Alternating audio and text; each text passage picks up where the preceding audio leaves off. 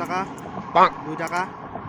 কেমন হল গাইজ বগিবলত আহিলে টেনশ্যন নল'ব খুচুৰা পইচা তামান পাব আপুনি ৰাস্তাৰ চাইডত বিচাৰিলে হ'ল খুচুৰা পইচাৰ আকাল নাই চিকৰৰ পইচা ওলাই গৈছি 7 টাকা হৈছে 3 টাকা লাগে সেইটো পালে আৰু মোৰ কপাল ফুলিল বগিবলত আহি কেনে লাগছি কিবা কবি নেকি গাইজ মোৰ খুবেই ভাল লাগিছে হা মোৰ বহুত ভাল লাগিছে মানে মই জানো খোজকাঢ়ি কেনে জ্বালা পাছো কি লাম্বা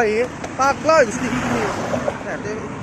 আৰু আমি 3 টাকা পাম বুলি আশা কৰি আছো সেই 3 টকাটো পালে মানে আৰু আমাৰ কপালে বুলি যাব ইমান বেইচা হ'ব নালাগে গাইজ ইমান বেইচা হ'ব নালাগে